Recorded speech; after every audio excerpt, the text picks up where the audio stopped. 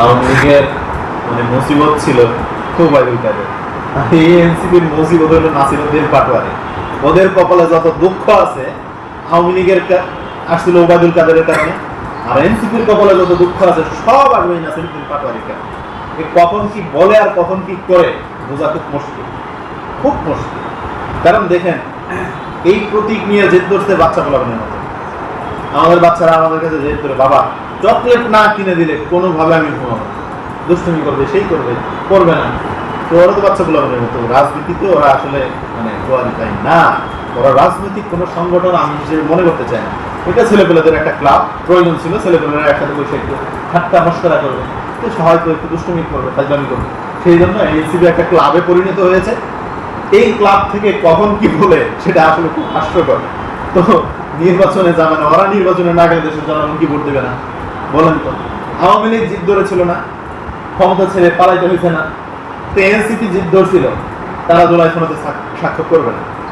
এদেশের মানে গুরুত্বপূর্ণ ব্যক্তিরা, গুরুত্বপূর্ণ সংগঠনগুলো, মানে রাজনৈতিক দলগুলো জুলাই সনদে স্বাক্ষর করেছে না, হয়েছে।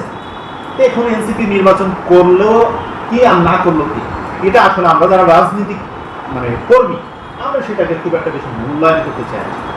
কারণ এটা ছেলেপেলেদের একটা ক্লাব, এই ক্লাব তারা চালাইতে থাকুক, মাঝে মধ্যে ভুলভাল কিছু বকাবকি করবে, সেটা চলুক, সমস্যা নেই।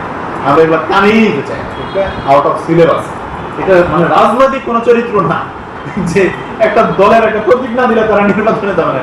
এটা কোনো মানে বিষয় হলো, এটা কোনো জনগণের চাহিদা বলেন? একটা রাজনৈতিক দলের চিন্তা ভাবনা থাকতে হবে, আমি নির্বাচনে যাব জনগণের জন্য, জনগণের চাহিদা বাস্তবায়ন। এটা বলতে পারতো যে আওয়ামী লীগের বিচার না হলে, ফ্যাসিস্টের বিচার না হলে এনসিপি নির্বাচন করবে।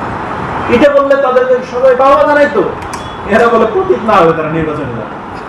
এটা কোনো কথা? এটার সাথে কোনো যুক্তি আছে কিনা?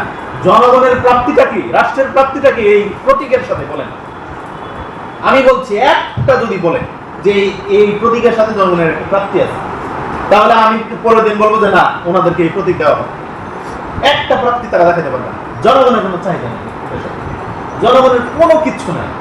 জনগণের যেখানে চাহিদা নাই, কোনো প্রাপ্তি নাই, সেই ধরনের একটা বিষয় নিয়ে রাজনৈতিক প্ল্যাটফর্মে যারা লাফালাফি করে, ওটাকে ওই ছেলেপেলেদের ক্লাব বলা ছাড়া কোনো উপায় নেই। আমি এটাই বলবো, কাজেই তারা রাজনৈতিক ক্ষেত্রে প্রাসঙ্গিক অপ্রাসঙ্গিক আমি কোনো কিছু উল্লেখ করতে চাই না। ধন্যবাদ।